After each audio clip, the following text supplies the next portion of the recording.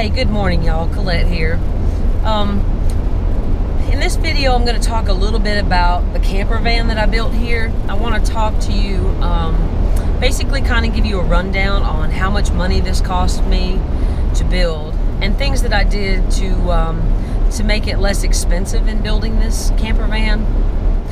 First of all, we'll start with buying the van. I got lucky because the guy across the road from us, he actually buys vehicles like at auction or from friends and stuff, and he either strips them or flips them, meaning that if he gets a vehicle that's not running and it's in poor condition that he's bought at auction or whatever, he'll usually buy them because he needs parts for other vehicles he's working on. He'll strip off the parts that he needs and part out some of the other pieces, and then take the body to a crusher and sell that to them as scrap metal. Or in the case like this van, if he gets a vehicle that it kind of runs, you know, might need a little bit of work, he'll fix up a few things on them and then sell them back out to the public. And that's how I came up with this van here. I was kind of fortunate in the fact that you know, we knew the guy across the street pretty well, and that our family does favors for their family and their family does favors for our family. So when I went over and asked him about this van, he let me have it for $1,800 instead of the $2,400-$2,500 that he had on the window. So I bought this van for $1,800, and it ran fairly good. But anytime there was like a little bit of moisture in there, it didn't have to be raining. Down here in the South, you guys know, if you've ever been down here, it's like it gets really just humid and oppressively hot. So anytime there was any kind of moisture hanging in the air, it was kind of iffy whether this van would start or not. So there was a few things that needed to be done to it. And the first thing, when I got it, the tires were completely bald, and you know, the belts were showing through and everything. So that was the first thing. I had to get a new set of tires, and I think that was about $600 or $700. I don't like to skimp on tires. I don't like to get retreads. I want to get brand new good tires, because I put a lot of miles on this van, and I knew I was going to put a lot of miles on this van even before I took it across country on several trips. So I always get decent tires. And then to combat the not starting problem whenever there was humidity in the air, my stepdad and I changed out the spark plugs, and that made a world of difference. When we pulled those out, it looked like they had never been changed. And this is a 1995 Ford Econoline E150. And honest to God, I mean, the gap on those things were huge. It was even a wonder that it started without moisture in the air. So that was the first project we did. Then before really doing anything else on it, I had actually taken it on a trip out west. I'm a fan of Clinton Anderson's horse training program, and he was going to be in Las Vegas on what they call the Vegas Tourcation. So I had just bought this van and did that little bit of work on it and took it out west for that. By the time I got to Raton, New Mexico, the radiator had basically cracked in half, and so my friend and I that were on this trip together, we had to spend the night in Raton, New Mexico, and they had to order a new radiator from Albuquerque, New Mexico, and that came up the next day, and then they put that in. The guys there at the shop did not, I'll be honest with you, they did not do a good job putting that radiator in, because the van continued to overheat all the way across America and all the way back. So it was a very trying trip. I won't even give the name of the shop, but they did not do a good job putting the radiator in.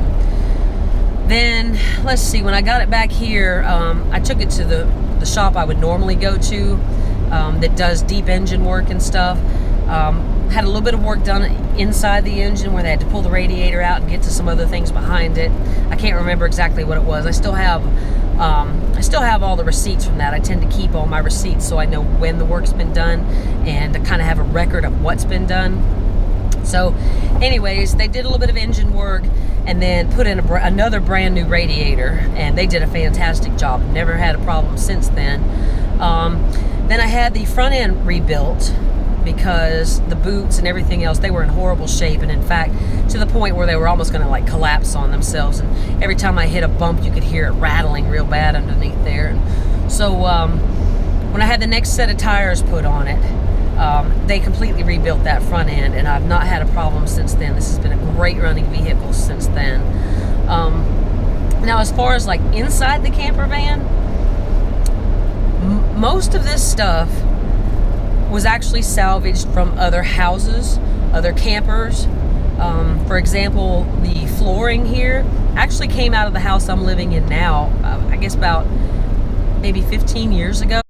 Also, this sink back here that I've installed, that actually came out of a small pull-behind camper that my brother had purchased or traded off. He does a lot of Craigslist trading. So he either bought or sold or traded off for this camper, and he was gutting the inside of it out because he does vinyl work and he wanted to turn that into his vinyl shop. So when he was pulling out the sink and stuff, I was like, hey, you know, I could really use that in my van. So I got that for free from that. These countertops, both the one that the sink is in and this one over here behind my seat, the bigger countertop, those came out, I think they were bought at a yard sale or something. They had been, somebody had replaced their countertops and had those for sale at a yard sale. And so I think the two of them were like 25 bucks total for the two of them. And so in making this camper van, most of the stuff has been salvaged from other projects, or other houses, or you know, bought at yard sales. Things that I did have to buy, I have a water pump that I had to purchase. I think that was about $100 on Amazon, and I bought the kind that could actually be above the water tank, not the kind that has to have a gravity feed down to it and then it pumps the water, and it has to stay primed that way. This one is actually supposed to be able to just draw the water out and up from the tank. So I bought that, and I also had to buy the faucet that's on the that's attached to the sink. I want to say that was probably like $30 or $40, something like that, on Amazon. And the portable shower that I'm using, I bought that on Amazon for less than $40, I think. The shower stall that I have, my mom and dad actually got that, I think, at a yard sale. Probably paid $7 or $10 for it, and then gave that to me as because they know I like to go camping. Even before I built this van, they had given me that.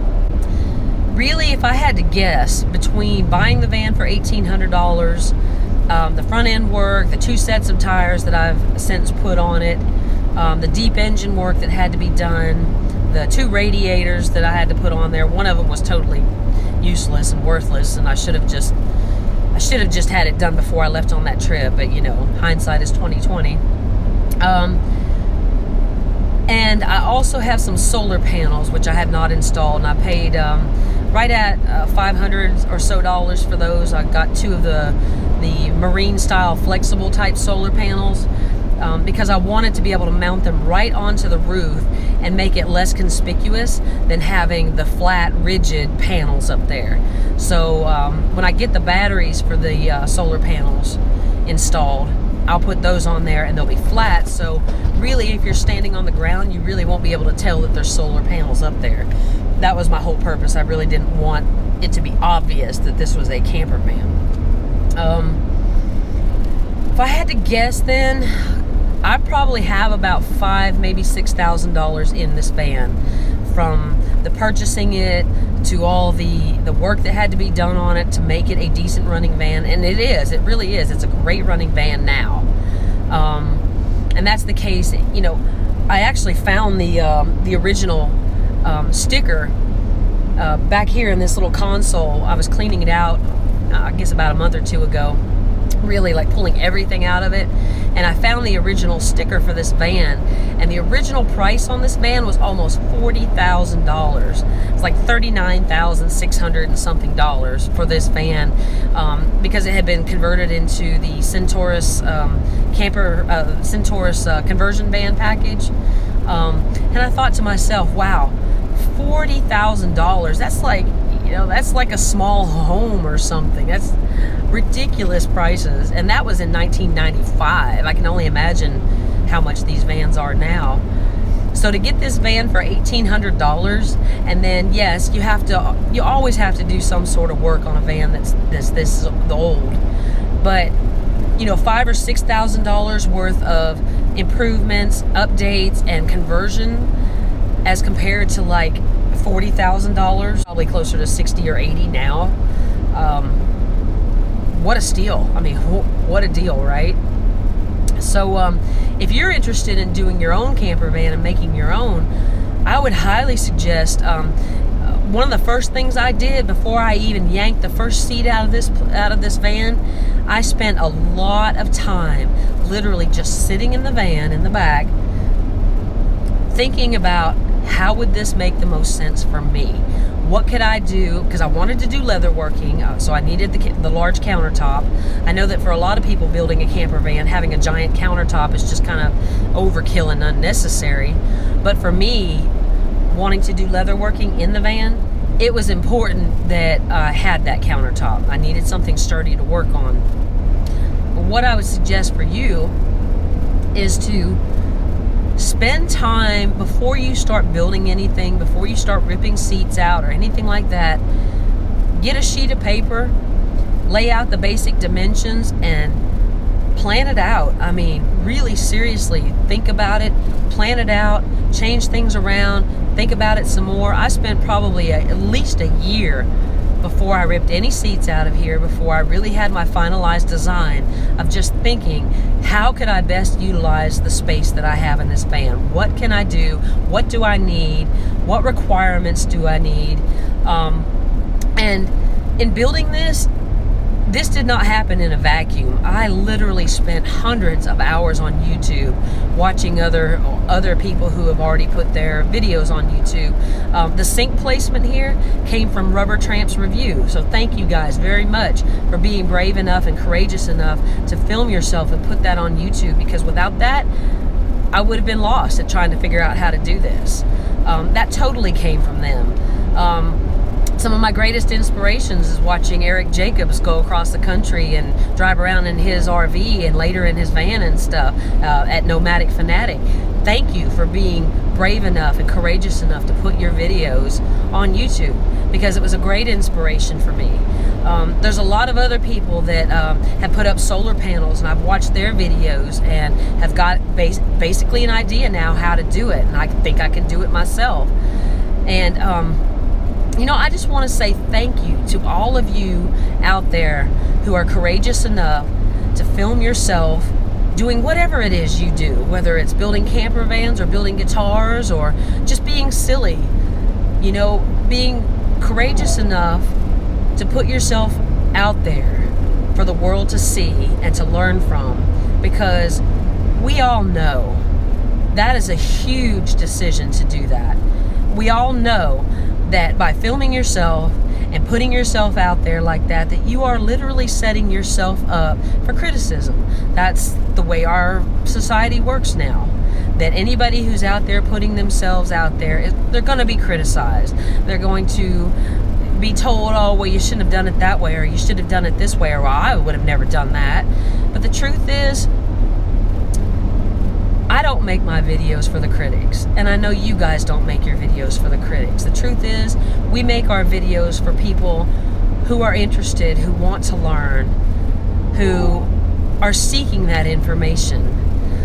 There's a really great quote that has kind of become my mantra in a way. It was originally a Theodore Roosevelt quote, but later was co-opted by one of my favorite researcher, storyteller / author, Dr. Brene Brown out of the University of Houston. Some people refer to it as the man in the arena quote, and it basically goes like this. I'm going to paraphrase, but it's basically this. It is not the critic that counts. Not the man who points out how the strong man stumbles or how the doer of deeds could have done things differently. The credit goes to the man who's actually in the arena, whose face is marred with blood and dust and sweat, who knows at the greatest the triumph of winning, and who knows at worst the sorrow of losing. But when he fails, when he loses, he does so daring greatly. And that's what this is about. When you put yourself out there on YouTube, you're not doing it for the critics. You're doing it because you're daring greatly, and because you feel a need to share what you know. And I am eternally grateful for that. Thank you guys for being brave enough to put yourself out there and to step up above the crowd and to show others how it's done. I am eternally grateful, and I can't thank you enough for that, all of you. So thank you.